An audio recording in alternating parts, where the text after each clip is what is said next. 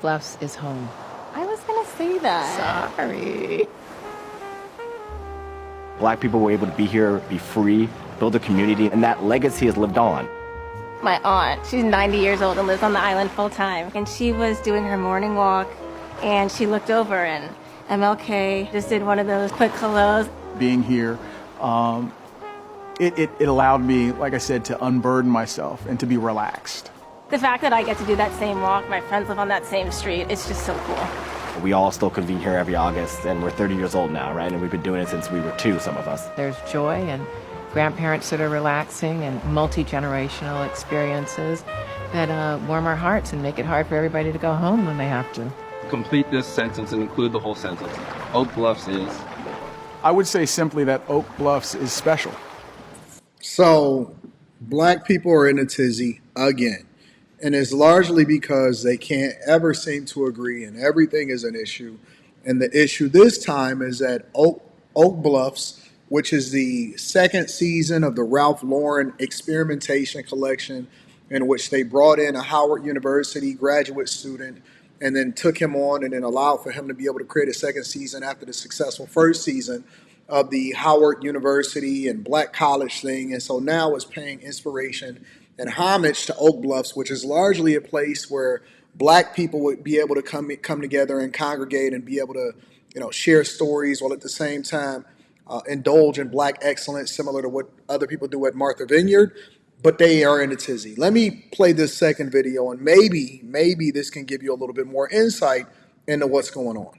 Ralph Lauren just dropped a collection both inspired by and based on black wealth. And the best part is, it's not performative, so let's tap in. I'm gonna give a quick breakdown, but I highly recommend that you watch that campaign video. It's 20 minutes long, but it's very well worth it, trust me. Just last year, Morehouse graduate James Jeter became the first black creative director at Ralph Lauren, and he ain't waste no time. He's already been spearheading the Morehouse and Spelman collaborations for years, and now we got this Oak Bluffs collections, which is fire, by the way. If you ain't know, Oak Bluffs is a historic black vacation spot on Martha's Vineyard. It's one of the few spots where wealthy black families were welcomed for generations. It represents a level of black excellence that the mainstream media just never shows. And that's reflected in the clothing too. We're talking linen suits, double-breasted blazers, seersucker trousers, cable knit sweaters, and more. I love to see a brand as peak as Ralph Lauren embrace a more nuanced version of Americana, one that specifically includes black heritage, not just your average Ivy League preppy school bullshit. And I'm dead serious. Y'all better go watch that campaign video. But anyways, y'all let me know. So that's essentially the summary of what's going on. Now, the problem is that black people are you got a segment of black people that's upset, and then you have a segment of black people that's upset at the black people that are upset. And this is why. Because black people or black culture from the north all the way to the south, and I'm not really sure about the west, but definitely in the east, we've always been fans of Ralph Lauren. We've been fans of Polo, a segment of us. Young Dro, he made it very, very popular in mainstream media as far as our affinity for it. You also have T.I. and a lot of other Big Boy, I'll say Big Boy from the South. Us in the North, I know here in Detroit specifically, and definitely over in Chicago, our sister city, or we are the sister city of Chicago, we have always embraced the preppy look. As a matter of fact, when I was coming up and I graduated high school in the 2000s, it was called the Pretty Boys or the Prep Boys, and they would usually wear Gucci loafers, and we had pullover polos, and of course you had the polo, the whole polo sweater, and then you also had the polo with the multicolor or the white collars, and then you had the all kind of stuff, right? It was so many different ways in which you can spice it up or, make sure you show up. But it was even the polo boots. The polo boots was absolutely dope.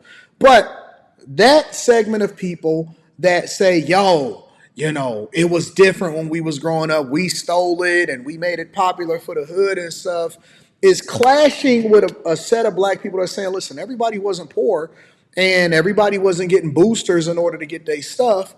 And so just because Ye made it popular for that segment of people don't necessarily mean that we shouldn't embrace it. And so the hood people are saying that, Ralph Lauren, this is a slap in the face. This hiring this person from Morehouse, it wasn't Howard, from Morehouse, is a slap in the face to black culture because they need to be embracing more of the hood and all of this.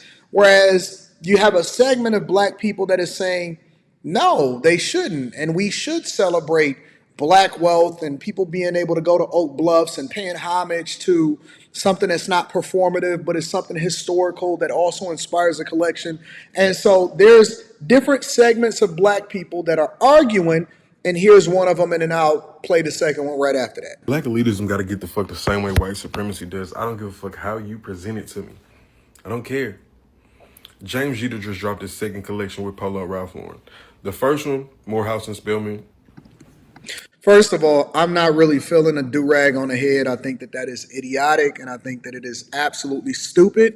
But let's continue. HBCUs were the craze. Totally get it. That was a layup. I understand. Now we're in the second collection is based off of Oak Bluff, the only section in Martha's Vineyard where black people could gather and do their thing. Cool. I don't give a fuck about none of that. I do not want a black all-American story when it comes to Polo Ralph Lauren, because that is not how we and people who look like me have engaged with Polo Ralph Lauren. It's never been about some elite bourgeoisie shit. We stole that shit. Like the things that you are creating, the things that you're trying to create, the things that, oh, like this is black excellence or black elite or whatever, we stole that shit. That is not how we engage with Polo Ralph Lauren. And for you, and while I feel like you are overly qualified to sit at the seat as creative director, you must tell these people, if you are going to leverage my blackness to help your company, we have to do it how black people have done it. At some point, you got to recognize the lowlifes. At some point, you got to recognize these other groups of people who look like us, how we were. It was a rebel for us to wear these things. It was a rebellion to the American dream, to the all-American standard. We stole that shit. And for us who are using our dollar to buy polo, at best we're talking about a Macy's Dillard level. And for most of us, it's a Marshalls and Ross level. You have to get, if you are going to sit at the creative director seat, you got to understand, like, the access is at that Macy's Dillard level and down. We gonna steal that shit up there. That $600 jacket, the booster's back. You know what I'm saying? And I'm not saying this like to promote, you know what I'm saying, nefarious behavior and shenanigans. I'm saying it because that's how we engage with this shit. We did not engage with this shit on some like, oh, like we don't give a fuck. Like none of that shit is what we give a fuck about. And it's kind of disingenuous that you're trying to pass it on. Like, And this is one of the reasons and one of the things that I say that we need to do better when it comes to black culture, because we are so degenerate and we just refuse to leave the hood behind. We got to steal. We got to do all of this stuff. Boosters is back. What the fuck is you talking about? Boosters is back. You need to be arrested and thrown in jail if you're still stealing, especially out of the clothing stores. But again, this is a demographic of people that are saying, listen, we don't care about none of that. It need to be about the hood.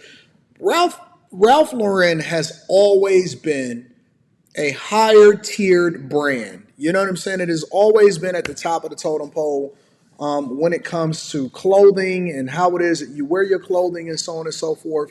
Even the t-shirts, the polo bear, that was always a real thing. You know what I'm saying? I've seen a lot of people copy that probably 5, 6, 7, 8 years ago. And it was a really big thing. But there's another demographic that's actually speaking to the degeneracy, and they pushing back. They saying, nah, we not like that.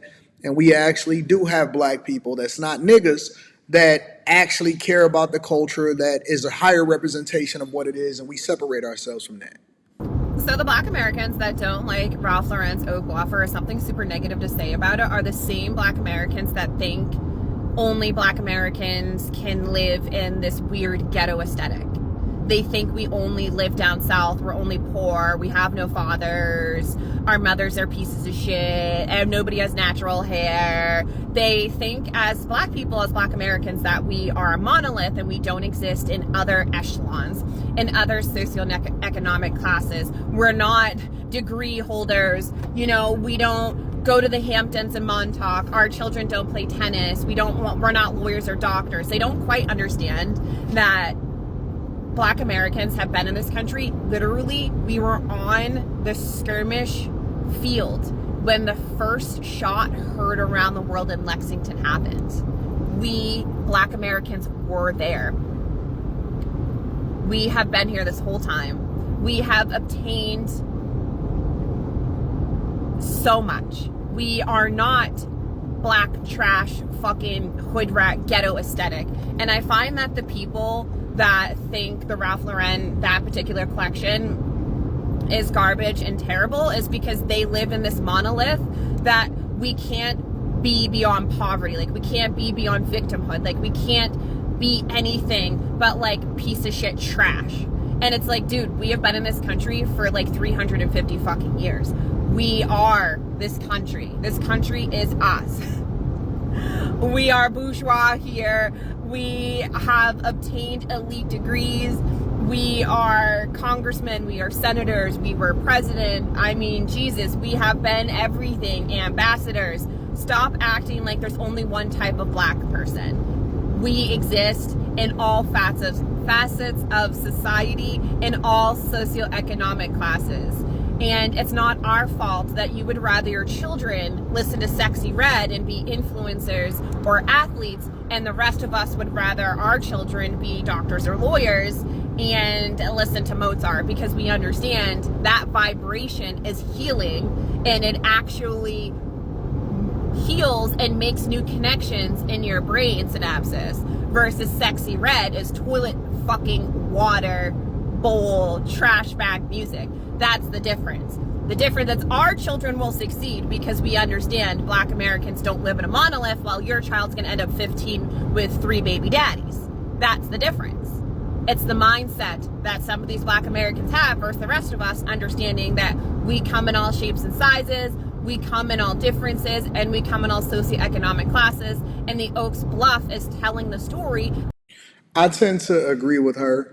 I think that black people are not a monolith, that we are all different, and that we need to start separating ourselves and elevating ourselves. Those who have can, and those who can't wish. That's the way I see it. Y'all let me know which side of the aisle y'all on. Make sure y'all tap into the Patreon link is in the description. Teach Henley, 40% off your first order plus 20% off for life.